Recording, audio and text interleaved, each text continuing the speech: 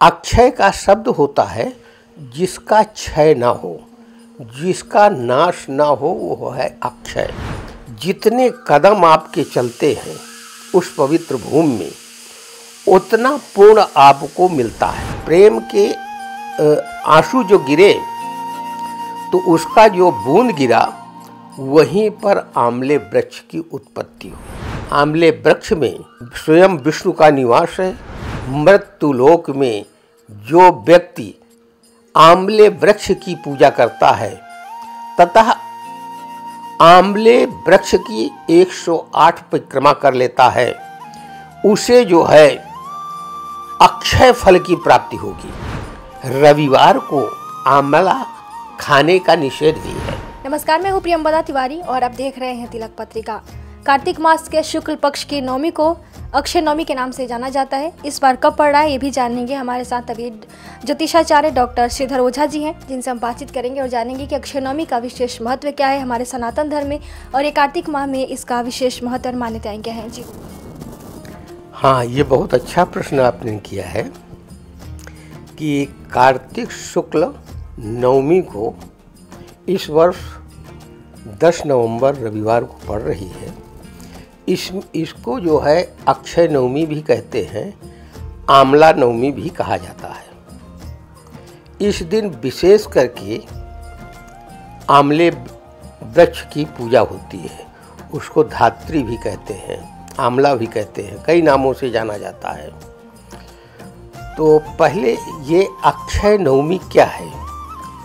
अक्षय का शब्द होता है जिसका क्षय ना हो, जिसका नाश ना हो, वो है अक्षय। और ये अक्षय नवमी है। अक्षय नवमी को हुआ क्या? इसी दिन सतयुग का और तथा द्वापर का प्रादुर्भाव हुआ था। इसी नवमी तिथि को सतयुग लगा, इसी नवमी तिथि को द्वापर लगा, जिसमें भगवान राम हुए और ये भगवान कृष्ण हुए। इसलिए ये विशेष महत्व दिया गया। इसी दिन अयोध्या एवं मथुरा की परिक्रमा भी की जाती है। उस परिक्रमा में जितने कदम आपके चलते हैं उस पवित्र भूमि में, उतना पूर्ण आपको मिलता है। तो और अक्षय नवमी को आंवले वृक्ष की पूजा होती है। आंवला वृक्ष का प्रादुर्भाव कैसे हुआ कि जब सृष्टि का हुआ निर्माण, उस समय विष्णु जी भगवान शिव प्रकट हुए। ब्रह्मा जी का जब प्राकट्य हुआ, भगवान विष्णु के नाभि से कमल पुष्प निकला, उसमें चतुर्मुख ब्रह्मा जी प्रकट हुए। ब्रह्मा जी ने ध्यान किया, ध्यानस्थ बैठे हुए थे। उनको भगवान विष्णु एवं शिव का दर्शन हुआ और उनको दर्शन से प्रेमाश्रु उनके आँख से निकलने लगे। तो जो अश्रु, प्रेम के आंसू जो गिरे, तो उसका जो बूंद गिरा, वहीं पर आंवले वृक्ष की उत्पत्ति हुई। तो आंवला वृक्ष का ऐसे प्राकट्य हुआ। एक समय स्वयं माँ लक्ष्मी को यह हुआ कि मैं चलूं, एक साथ शिव एवं विष्णु की आराधना करूं।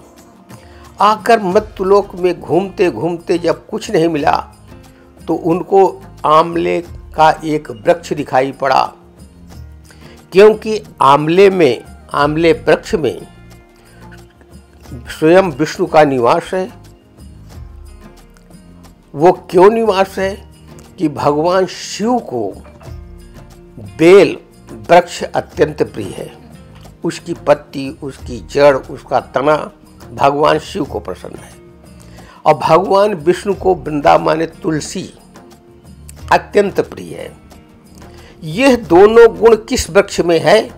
तो लक्ष्मी जी ने देखा कि यह दोनों गुण केवल आंवले वृक्ष में है। तो लक्ष्मी जी ने आज के ही दिन, अक्षय नवमी के दिन, आंवले वृक्ष का पूजन किया। जब उन्होंने ये इस वृक्ष को पूजन करके उसके वहाँ पर कुछ प्रसाद बनाया भगवान शिव और विष्णु को अर्पण करने के लिए, और उसी आंवले वृक्ष का फल भगवान को अर्पित किए। उसी समय भगवान शिव और स्वयं विष्णु का प्राकट्य हुआ। लक्ष्मी जी को आशीर्वाद दिए तो लक्ष्मी कहें कि ठीक है, अब ये कह दीजिए कि आज के दिन मृत्युलोक में जो व्यक्ति आंवले वृक्ष की पूजा करता है तथा आंवले वृक्ष की 108 परिक्रमा कर लेता है, उसे जो है अक्षय फल की प्राप्ति होगी।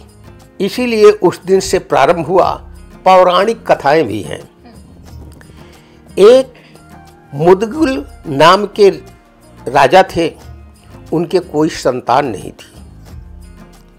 एक बार वो शिकार करने गए हुए थे तो जंगल में एक सुंदर कन्या दिखाई पड़ी।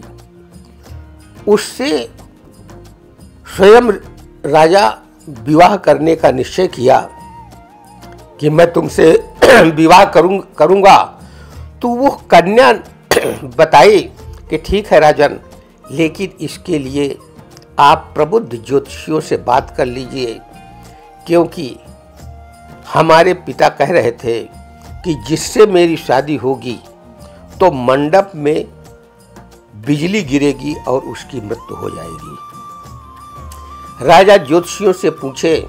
सभी ज्योतिषियों ने कहा इसका परित्याग करिए, क्योंकि शादी होते ही मंडप में एक बिजली आएगी, विद्युत चमकेगी और उसी में कन्या की मृत्यु हो जाएगी। राजा प्रेम वशीभूत थे। उन्होंने भगवान शिव की आराधना किया। भगवान शिव प्रसन्न होकर कहते हैं कि तुम जाओ किसी आंवले वृक्ष का पूजन करो। राजा आकर के आंवले वृक्ष का पूजन किए और शिव ने यह भी कहा कि जाओ आंवले वृक्ष के नीचे तुम विवाह करो, इसमें कोई विघ्न नहीं आएगा। दोनों पति पत्नी मिलकर के आंवले वृक्ष के नीचे एक मंडप बनाया। मंडप बना करके विवाह का क्रियाएं रस्म पूरी होने लगी। इतने में बहुत तेज से बिजली एक राक्षस उसी समय आता है। वो उस कन्या को मारने के लिए तो उसको भगवान शिव उसका वध कर देते हैं। जब कन्यादान का समय आए कि अब विवाह हो, 7 फेरे हों, उसी समय बादल आ गए, आसमान से बिजली चमकने लगी और जब बिजली गिरने को हुआ तो यही आंवला वृक्ष उस बिजली को, उस विद्युत को वहां से हटा दिया। इस तरह से इन दोनों का विवाह हुआ। इसीलिए आज भी हम आंवले वृक्ष की पूजन करते हैं। यह पूजन आपने पूछा किस तरह की जाती है। प्रातःकाल नवमी तिथि को गंगा या किसी सरोवर या आप घर में भी स्नान करके जल ले करके अपने परिवार के साथ आंवले वृक्ष के जड़ में जल अर्पित करें और गोदुग्ध, गाय का दूध या नहीं है तो कोई दूध उसमें अर्पण करें और उसी वृक्ष के नीचे पूरे परिवार के सहित भोजन बनावें, निर्माण करें और वहीं पर भगवान विष्णु एवं शिव के लिए वो भोजन, साथ में आंवला वृक्ष का जो फल है उसको अर्पित करें। वहाँ कुछ दान भी दें, ब्राह्मणों को भोजन करावें और कच्चा सूत लेकर के आंवले वृक्ष में एक लपेटते हुए 108 परिक्रमा करें।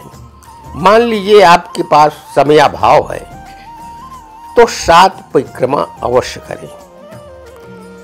उससे जो है आपके शरीर में कोई रोग नहीं आएगा, धन धान्य की वृद्धि होती है और आंवला जो है उसमें औषधि गुण है। क्योंकि आयुर्वेद कह रहा है कि वृंताकम कोमलम पथ्यम कोशमांड कोमलम विषम धात्री फलम सदा पथ्यम अवथ्यम बदरी फलम। वृंताकम कोमलम पथ्यम, भंटा जो है वो कोमल जो है शरीर के लिए पोषक है। कोशमांड कोमलम विषम, मुलायम कोहड़ा शरीर के लिए विष के समान है। और बदरी माने वैर का फल वो सुपाच्य नहीं है, लेकिन धात्री माने आंवले का फल जो है वो सदैव पथ्य है। इसको जो है आयुर्वेद में जीवनदाता कहा गया है। ये आयु की वृद्धि कराता है। इसका प्रतिदिन सेवन करने से जो शरीर में ये चेहरे में झाइयाँ पड़ जाती हैं, झुर्री आ जाती हैं, इसके सेवन से वो भी मिट जाता है। यदि कोई पेट रोग से पीड़ित है, उदर रोग से पीड़ित है, प्रतिदिन आंवले का सेवन करेगा तो उसको जो है पेट रोग से छुटकारा मिलता है। इसलिए आंवला वृक्ष महा औषधि है। ये च्यवन ऋषि ने आंवले के फल से ही च्यवनप्राश का निर्माण किया। उससे जो है शरीर की सौंदर्य, आयु की वृद्धि होती है। अब विशेषकर नवमी तिथि को यदि कोई आंवले वृक्ष का पूजन करके उसका फल खाता है, उसका दान करता है, तो उसके घर में लक्ष्मी आती है। आदि जगत गुरु शंकराचार्य जब वो आए और घूमते हुए एक घर में गए कि भिक्षाम देहि, एक छोटी सी झोपड़ी थी, उसी के सामने खड़े होकर कह रहे हैं, माँ भिक्षा मुझे दो। बुढ़िया निकली, उसके पास कुछ भी नहीं था, केवल एक सूखा आंवला था।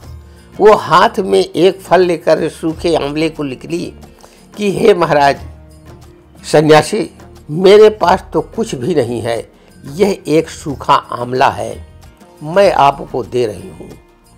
शंकराचार्य लेकर के वहीं पर खड़े होकर के स्वयं लक्ष्मी का आवाहन किया और कनकधारा अष्टोत्र, ये 22 श्लोक है कनकधारा में। उन्होंने जब उसका माँ की स्तुति कनकधारा अष्टोत्र से करने लगे, माँ लक्ष्मी का प्राकट्य हो गया। वो भी अक्षय नवमी दिन था। जब लक्ष्मी जी प्रकट हुई तो कहती हैं कि बताइए, आपने आवाहन किया, मैं आई हूँ। भगवान शंकराचार्य कह रहे हैं कि इस गरीब बुढ़िया के यहाँ आप धन की वर्षा करें, क्योंकि धन की देवी हैं। तो लक्ष्मी कह रही हैं कि आप क्या कह रहे हैं, ये पूर्व जन्म में किसी को धन नहीं दी है, और यदि कभी किसी को कुछ दी है तो सच्चे मन से नहीं दी है, इसलिए ये दरिद्र है, इसके यहाँ लक्ष्मी कैसे आ सकती है। तो जगत गुरु शंकराचार्य कहते हैं कि हे माँ, ये इस जन्म में तो इसके घर में कुछ नहीं है, मात्र एक सूखा आंवला है, ये श्रद्धा से मुझे अर्पित की है, इसीलिए इसके घर में आप धन वर्षा कीजिए। तो लक्ष्मी प्रसन्न होकर शंकराचार्य की बात को, और उस जो वृद्धा थी उसके घर में सोने की वर्षात की। इसीलिए आज नवमी के दिन लोग कनकधारा अष्टोत्र का पाठ करते हैं, उससे धन की वर्षा होती है। वो भी कार्तिक शुक्ल नवमी तिथि थी, इसीलिए नवमी तिथि कार्तिक शुक्ल नवमी को आंवले वृक्ष की पूजन का विधान है। लेकिन किसी किसी के मत में, कहीं कहीं ऋषियों का मत है, क्योंकि इस वर्ष रविवार को ये अक्षय नवमी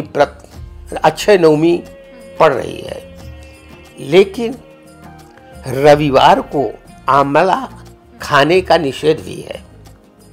वो इसलिए निषेध है कि यदि आंवला खाते हैं या आंवले वृक्ष के दिन रविवार को हम जाते हैं तो भगवान सूर्य देव नाराज होते हैं, हमारे पूर्ण छीन कर देते हैं।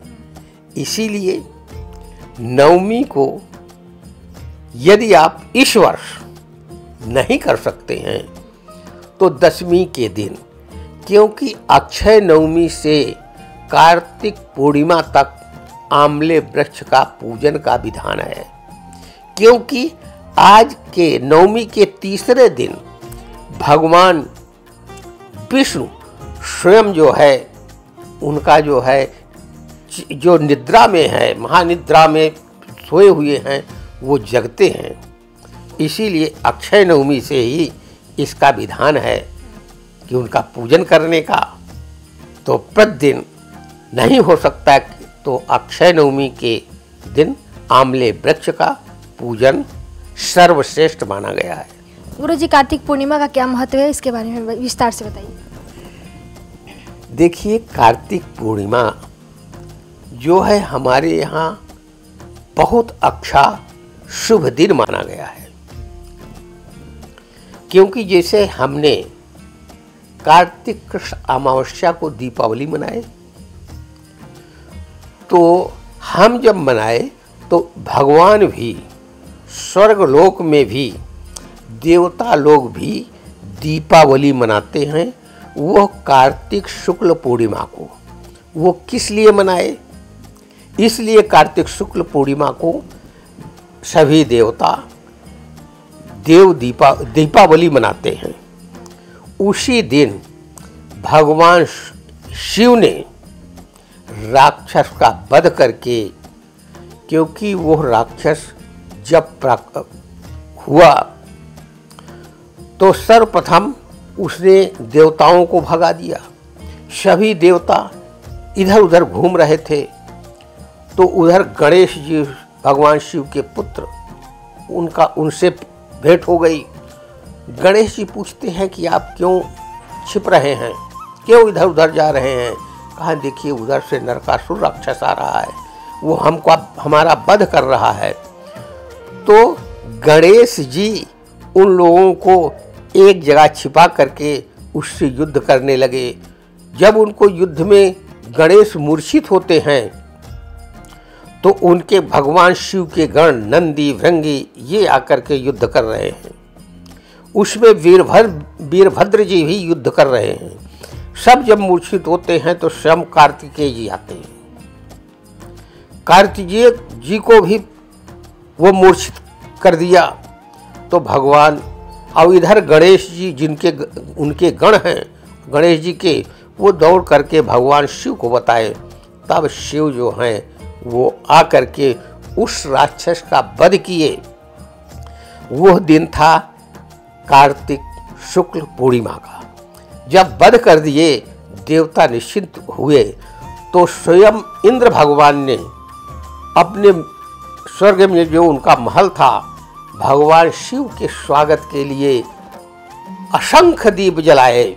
और जो भी जितने हमारे देवता हैं वो सब लोग स्वर्ग में दीपोत्सव किए।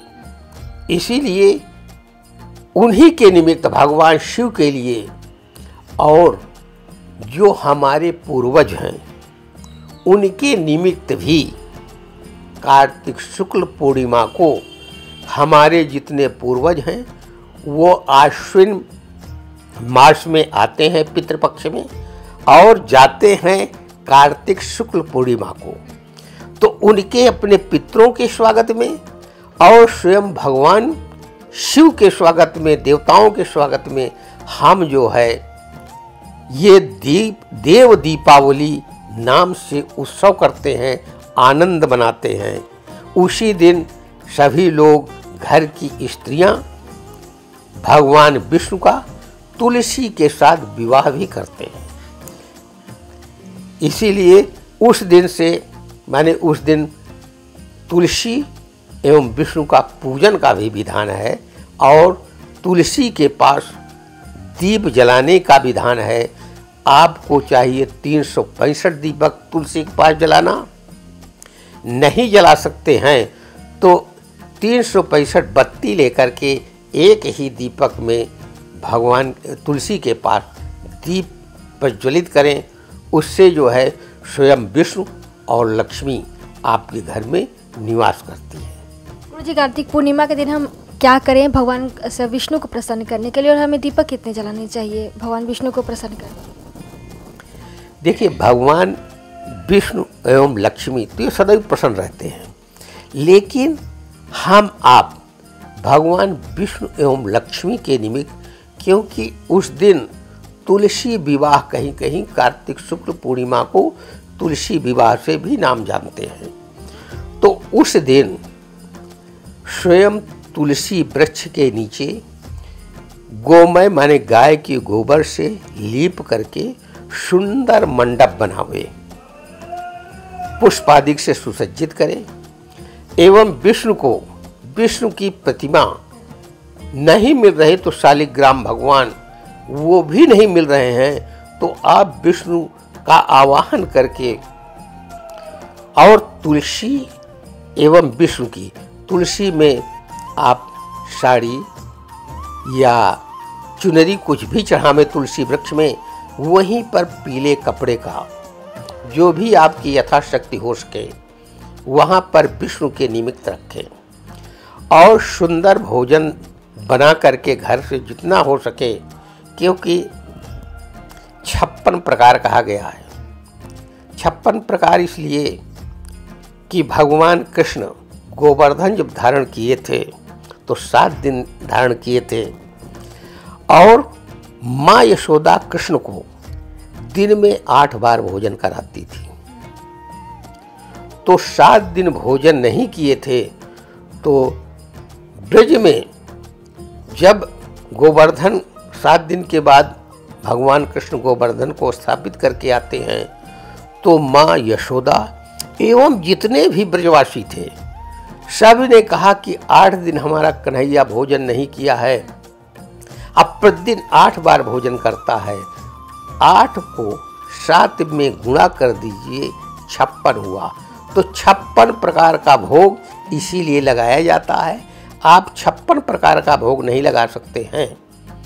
तो देखिए, चणक उसमें आप कुछ भी बना सकते हैं, इसीलिए चणक में आशीर्वाद है कि 56 भोज है। तो चने की दाल से बनी हुई कुछ चीज़ें भी भगवान विष्णु को अर्पण करें। विधान है कि 365 दीपक, यदि ये 365 नहीं है तो 30 दीपक अवश्य तुलसी के पास जलावें। मान लीजिए आप 30 भी नहीं जला पा रहे हैं तो 7 दीपक अवश्य जलावें। जलाना तो चाहिए गोघृत का, गाय के घी का जलावें। यदि गोघृत नहीं मिल रहा है आपको तो तिल के तेल का ही जला सकते हैं और वहाँ जला करके दोनों पति पत्नी परिवार के साथ बैठना चाहिए और लक्ष्मी एवं विष्णु की आराधना मंत्र जप करना चाहिए। मंत्र नहीं जप कर रहे हैं तो केवल लक्ष्मी और विष्णु का नाम 108 बार नहीं लिख सकते हैं, 51 बार नहीं लिख सकते हैं, 21 बार, वो भी आपके पास समय नहीं है तो 3 ही बार यदि वहाँ बैठ कर के भगवान का स्मरण करेंगे तो आपके घर में सुख संपत्ति एवं निरोगता आती है। इसीलिए कार्तिक पूर्णिमा को तुलसी विवाह भी कहते हैं। गुरुजी, काशी में एक परंपरा है देव दीपावली मनाने की, इसके पीछे क्या पुरानी कथा है? काशी में ही क्यों मनाई जाती है काफ़ी धूमधाम से?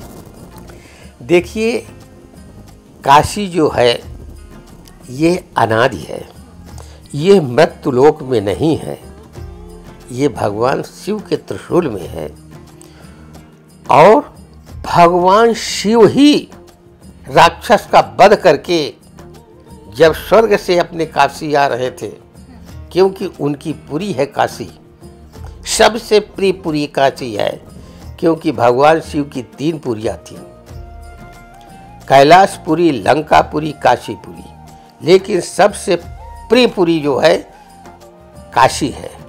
तो भगवान शिव आते हैं, इसलिए काशीवासी अपने को मृत्युलोक में नहीं समझते हैं, वो अपने को देवलोक, इंद्रलोक में समझ रहे हैं।